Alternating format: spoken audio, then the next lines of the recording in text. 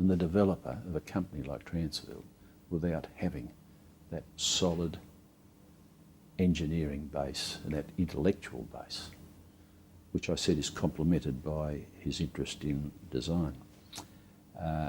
So therefore, you've got the engineering background, the ability to be able to see an engineering solution to a complex problem. That's where you begin. He's a man of great energy. He's still a man of great energy. He's hard to keep up with, even now. He's a man of great enthusiasm. He's a man with real fire in the belly to get the job done. His enthusiasm becomes infectious to the staff. Some staff, I suspect, have to become accustomed to that, what we would see as an excitable, assertive kind of style.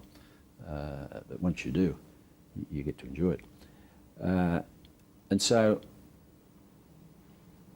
to create a company like this required all those skills, those engineering skills, those basic managerial skills. But then, as I said to you earlier, it really goes beyond that, because you've got to be a good leader. And clearly he's been a good leader. He's been a good leader because he's been able to bring a vision. He's always interested in the creation of ideas and innovation, and in the wherewithal to see they're achieved. Some people might have a vision, they might have good ideas, but they haven't got a clue as to how to bring it about. Now, Franco is able to bring it about. He's able to reduce complex arguments down to the real nitty-gritty and deal with the problem as it is. And in all of that, to be a good leader, you've got to have that ability that people will follow you. Now, people here have followed Franco, and to see the relationship that he has with his workers out on a job, you understand that, or you come to appreciate really what leadership's about. How the people, he knows the people on the job. He's able to relate to them. Many of them, of course, were of Italian background. Many had grown up with him in the company, and so he was aware of their family situations and what have you. But to visit a site with him, you quickly see how he was able to establish this relationship with people. And so they were prepared to follow him, and that's what matters.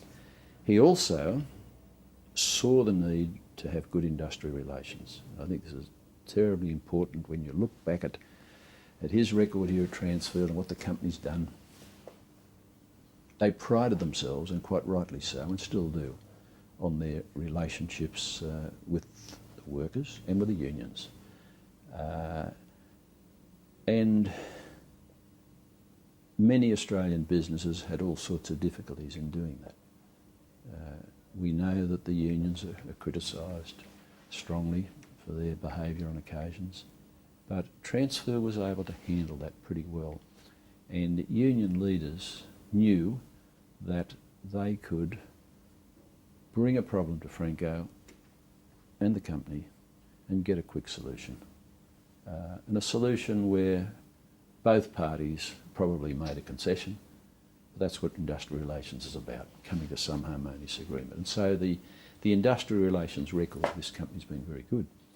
And that sort of leads to another aspect of Franco's personality, and that is his ability to relate to people who are so diverse. People at the working, the shop floor level, people at the senior management level. And he saw this, that the success of this company depended upon the relationship with your clients.